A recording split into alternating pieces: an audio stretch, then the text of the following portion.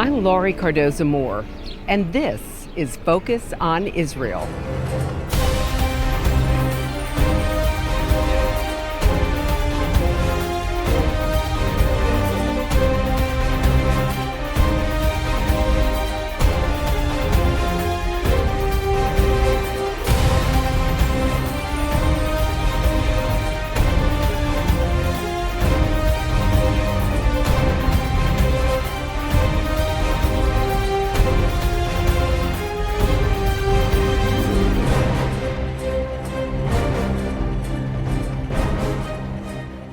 Beginning 2,500 years ago, prejudice and violence against Jews has been the longest-running hatred in Earth's history.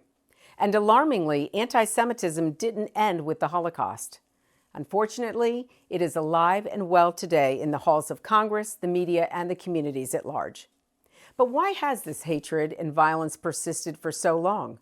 And why in these last days is it increasing at distressing rates? Are we witnessing biblical prophecies being fulfilled? Thank you for joining me today on Focus on Israel. I'm Laurie Cardoza-Moore, founder and president of Proclaiming Justice to the Nations, a nonprofit organization dedicated to educating and sharing the message of Christian biblical responsibility to the people and land of Israel in the face of a growing global anti-Semitism. PJTN was birthed to stop the silence and alert Christians and all people of conscience to the reality of a world set on destroying Israel and the Jewish people. Since 2005, PJTN has fought against this hate and will always resist those who stand against the plan of God. Anti-Semitism has been called a virus that spreads undetected. That's because anti-Semitic hate speech is everywhere. It is presented as truth in the media, communities, and some religious groups. Moshe Kantor, president of the European Jewish Congress, recently stated, "It is now clear that anti-Semitism is no longer limited only to the far left or far right and radical Islamist triangle. It has become mainstream and often accepted by civil society." In Genesis 12, God says to Abraham, "I will make unto you a great nation. I will bless those who bless you and curse those who curse you." And in Genesis 17, God said to Abraham, "I will establish my covenant as an everlasting covenant between me and you and your descendants after you." You see, Jews are blessed by God through an everlasting, eternal covenant. Further, God warns us that in the end times there would arise false prophets who would attempt to deceive us and pull us off course.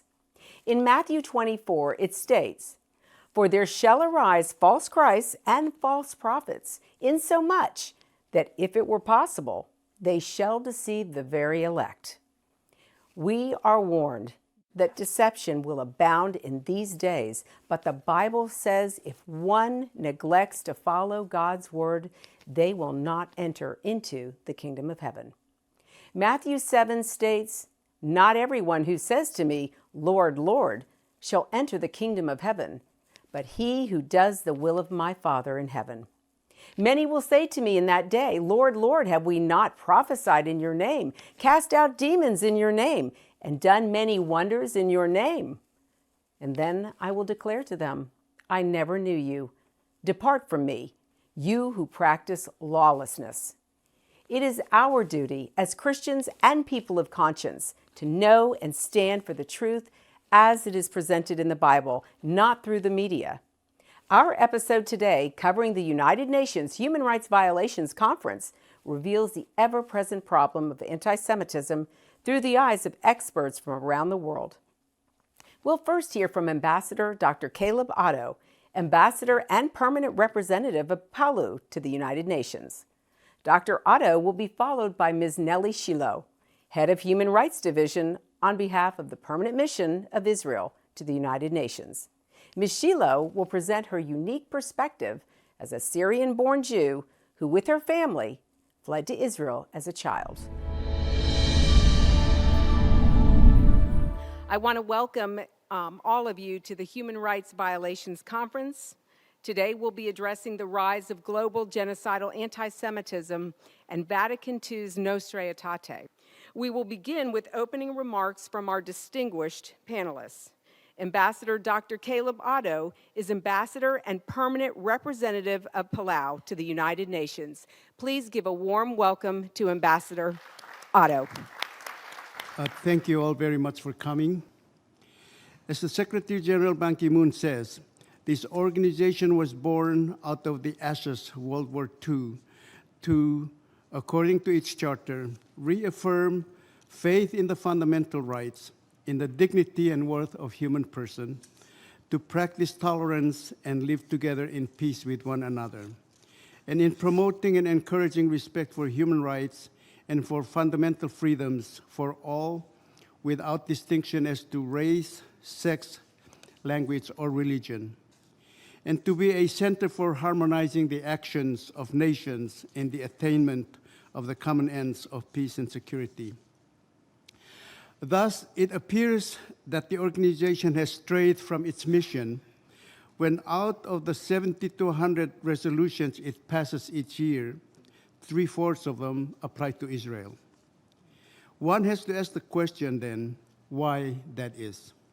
There are many other examples of conflicts between nations and between peoples, but no one nation is condemned by the UN resolutions in the manner that Israel is. It seems to me then that the reason for condemnation is not so much the act of aggression or instigation of conflict or even who does it. It seems that the state of Israel is guilty because of its citizens who are Jewish people. In all appearance, this is anti-Semitic. Never again was the vow made only 70 years ago about the Holocaust. But now we are seeing a resurgence of the same reasons for mistreating the Jewish people. These reasons now give rise for advocating to boycott Jewish businesses and products, to boycott Jewish arts and entertainment. The main reason is that they belong to Jewish people. We know from history that this reasoning resulted in the killing of 6 million Jewish people. This kind of attitude has no place anywhere in the world today, least of all within the walls of the United Nations, where we are supposed to be the premier peacemakers. So as we celebrate the 70th anniversary of the United Nations, we can turn fresh pages of our attitude and behavior and embrace all peoples of all races as equal and deserving dignity and respect. I know this means a lot to everyone, as it has to me. And in seeking God's blessings for Palau, I will bless Israel, because God said in Genesis 12:3, in speaking to Abraham, saying, "And I will bless you, and I will bless those who bless you." I thank you. Ms. Nellie Shiloh, Head of Human Rights Division, on behalf of the Permanent Mission of Israel to the United Nations. Nellie, the floor is yours. Thank you. As a young girl growing up in Syria, I witnessed anti-Semitism and experienced it firsthand. My father risked his life and the lives of his wife and children when he decided to escape from Syria and come to Israel. Without the brave actions of my father, I would not be standing here in front of you today.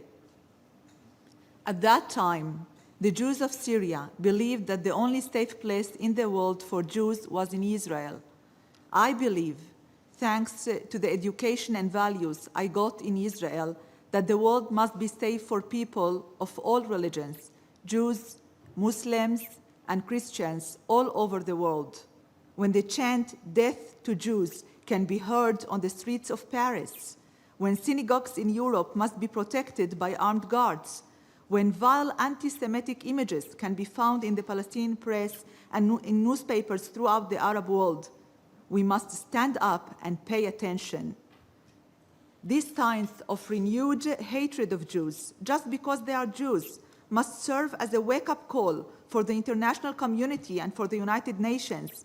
Anti-Semitism is not a relic from the past, but an ever-present reality for Jews in many places. We must not make the mistake of thinking that anti-Semitism exists because of what Jews do, what Jews say, or what Jews believe. As Jonathan Sachs, the former chief rabbi of the United Kingdom, explained, Jews have been hated because they were rich, and because they were poor, because they were capitalists and because they were communists, because they believed in tradition and because they were ruthless cosmopolitans, because they kept to themselves and because they penetrated everywhere.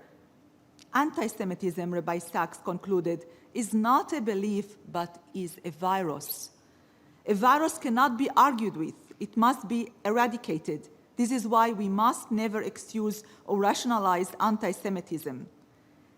Targeting Jewish businesses, places of worship, and Jews themselves is no less anti-Semitic when it is done out of perceived wrongs committed by Israel.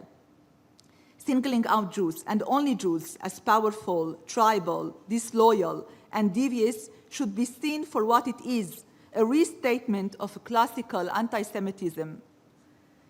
And we must state frankly, delegitimization of Israel, the one and only Jewish state, may be nothing more than a pretext for prejudice. It can be a way for those who hate Jews to express their hatred without suffering the shame of being publicly identified as anti-Semite. When Israel is condemned as an illegitimate state, when the Jewish state is denounced as racist for being Jewish, when the only democracy in the Middle East faces accusations not leveled at the world's worst dictators, a clear line has been crossed. Despite the urgency of the threat we are here today to discuss, there is still no UN resolution condemning anti-Semitism and calling on UN member states to fight against it. We called for the creation of a UN seminar to educate about the hateful causes and the heinous consequences of anti-Semitism. This call has not yet been answered and should not be ignored. Ladies and gentlemen, I would like to finish. The lessons of the Holocaust were a guideline light for the founders of the United Nations, yet anti-Semitism still thrives today, sometimes even crossing the threshold of this institution. So let's join together to declare that we will not give up, we will not be silent, we will not ignore the minor anti-Semitic incidents, nor will we ignore grave cases. We will not allow world leaders to look away from anti-Semitism in their midst. We will speak up, we will educate, we will not look away from the suffering of others. And at the end, we will win. Thank you, ladies and gentlemen. I want to take you to Israel in pictures and film. I want you to see how God's sovereign hand can be seen before our eyes right here in this land. That's why PJTN is offering a special anniversary package that includes a captivating new book and award-winning DVD. Israel Rising is a unique visual story of Israel's miraculous journey from unforgiving desert to thriving nation. Thousands of years ago, the prophet Ezekiel foretold a future time in which the arid land of Israel would come alive for its people. Now this breathtaking book documents the fulfillment of this vision, as rarely seen photographs from the 1880s to the 1940s are juxtaposed with recent photos of the same locations. This book will inspire and captivate you as it illuminates Israel's foretold awakening in a new and unforgettable way.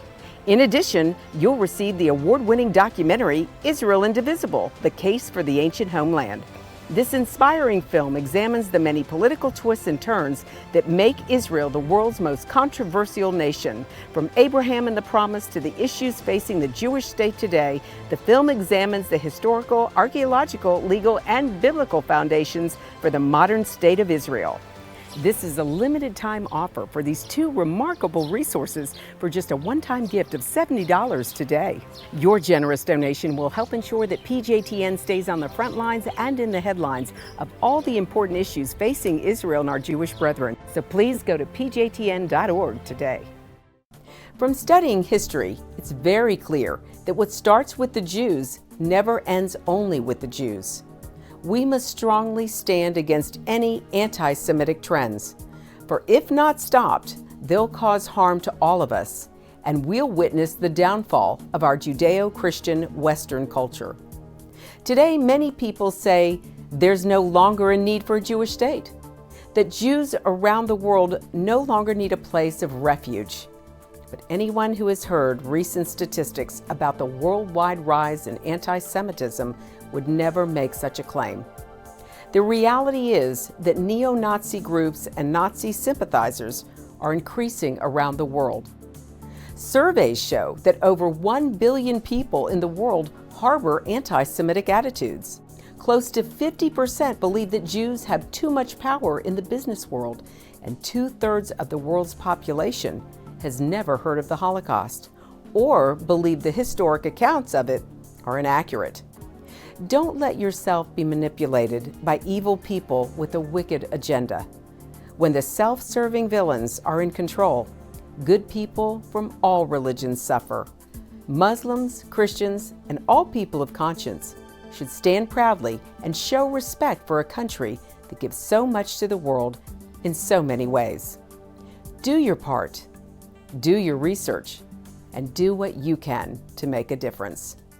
Because what happens in Israel does affect us all. This is not just a Jewish or just an Israeli problem. This is a problem for all humanity, for each and every one of us who believe in freedom and human rights. Learn more about what you can do at pjtn.org.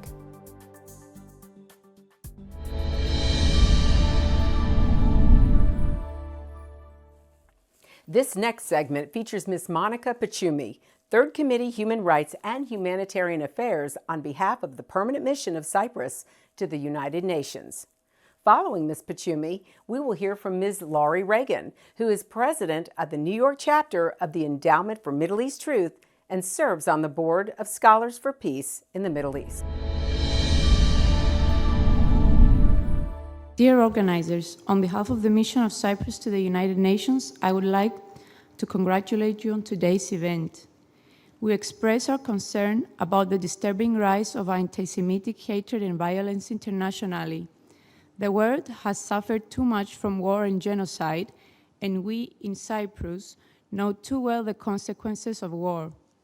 Cyprus has historic relations with Israel and its people dating back to the Hellenistic period. Cypriots have also witnessed the difficulties faced by the survivors of the Holocaust when, following the end of the Second World War, stayed for around 9 months in Cyprus, which was then a British colony. During that period, Cypriots offered the Jewish refugees their assistance, while friendly relations developed. Today, Cyprus is committed to fighting anti-Semitism at the international and national levels through its policies, positions, and legislation on combating racism and xenophobia and religious intolerance, and our position is guided by the European Union's positions on the issue. We are also resolved to never again let atrocities such as the Holocaust happen, and we observe the International Day of the commemoration in memory of the victims of the Holocaust. Ladies and gentlemen, in the effort to combat anti-Semitism and any other form of racism, xenophobia, or related intolerance, no effort can be spared. Governments, the international community, and religious leaders, we all must stand united. Thank you. Our next panelist, please welcome Laurie Reagan. Laurie, you have the floor. Thank you, Laurie, and thank you all for coming out today for this very important forum. As historian Richard Landis discussed in a recent essay, the years from 1945 to 2000 in the West represent the longest sustained period of principled and open philo-Judaism, what I would transcribe as Christian support for Israel's independence and Zionism in the 3 millennia-long history of Israelite Jewish civilization. Landis specifically dates the onset of the current wave of anti-Semitism to the early days of October 2000, when France and other European countries saw sharp rises in a range of hostile acts towards Jews. Noted author, scholar, and psychologist Dr. Phyllis Chesler authored a book entitled The New Anti-Semitism in 2003 that was mostly ignored at the time. Her very prescient thesis that the anti-Zionism taking hold across the globe was just a cover for what in reality was actually good old-fashioned anti-Semitism is now a generally accepted reality that cannot be ignored. And Professor Landis stated, Jew hatred has taken many forms over its millennia-long history, constantly adapting to new conditions, mutating to best disseminate its memes. Under the conditions of modernity, after the Holocaust UN Geneva Convention, where open hatred of all Jews is stifled by political correctness, anti-Zionism offers the most successful mutation. Anti-Zionist memes can fly where anti-Semitic ones are prohibited, and then bring them along.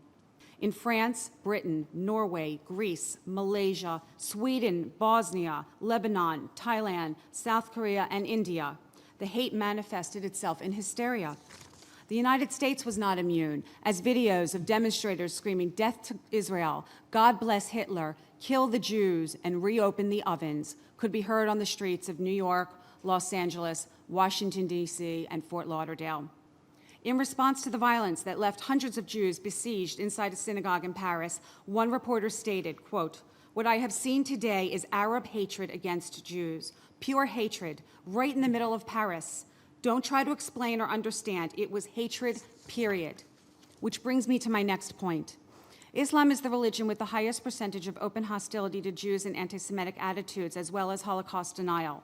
And before people rush to call me an Islamophobe, I suggest that we must recognize this phenomenon and question what we can do to stem the tide of this raging aggression.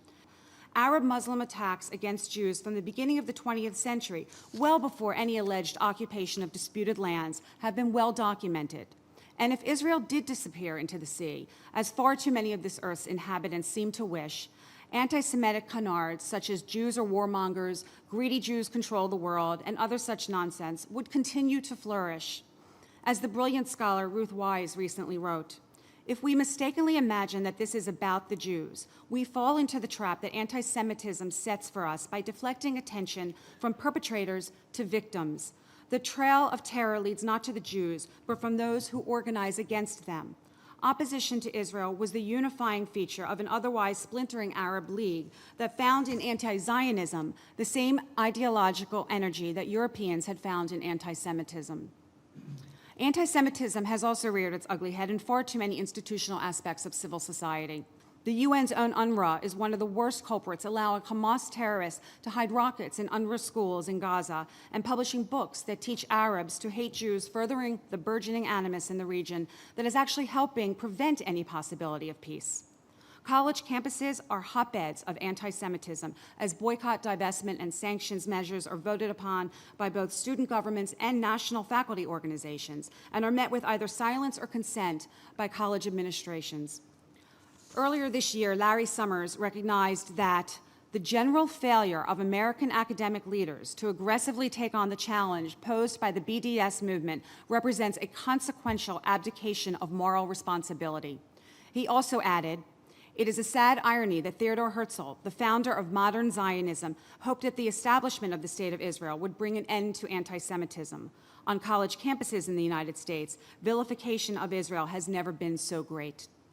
And yet, from NYU and Harvard to the University of Michigan and UC Berkeley, it is not uncommon for Jewish students to receive death threats or faux eviction notices while administrators remain silent.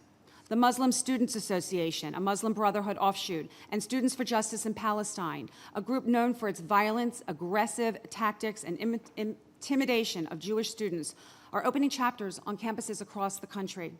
Swastikas are becoming commonplace on Jewish fraternity houses, and AEPI students from across the country met recently to share their accounts of violent acts taken against them, including one that left a young man hospitalized for at least 3 weeks.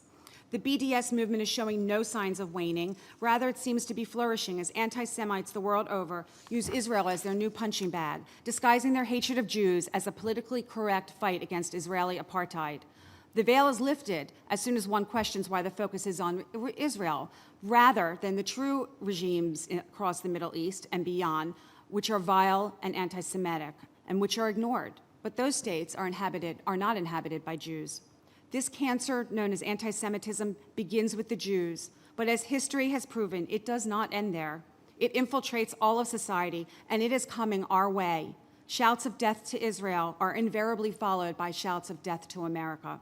Those who fail to heed the lessons of history are doomed to repeat its tragedies, and history is repeating itself while far too many are ignoring it.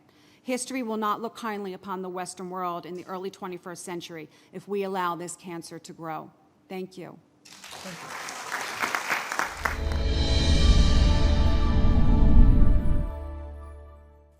Since the UN conference was held in 2015, anti-Semitism and hate crimes toward Jews has risen sharply.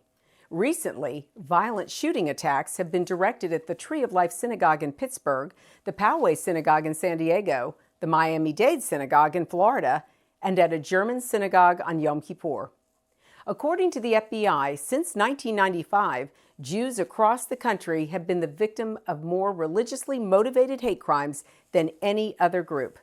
In a September 2019 survey conducted by the American Jewish Committee, nearly 9 in 10 American Jews say anti-Semitism is a problem in the U.S. This leads us to ask some important questions. Do we not see that this problem is getting more and more serious while it is being accepted as the norm? This was the trend in Nazi Germany, which led up to the Holocaust. God has said that He will bless those who bless the Jewish people. So where do we stand on this issue? Will we stand by and watch as this problem grows? Or will we take a stand to stem the tide of hatred and violence toward our Jewish brethren? Here are a few suggestions of things that each of us can do. We can write to news agencies and lawmakers when they express anti-Semitism. Be a leader in your community and in your church. One person can make a difference. Be brave. Lovingly speak up in conversations with your friends and acquaintances. Stand up for God and the Jewish people in everyday discussions. Get involved with and support pro-Israel organizations such as PJTN. Call your senators, congressmen. Let your elected leaders hear from you.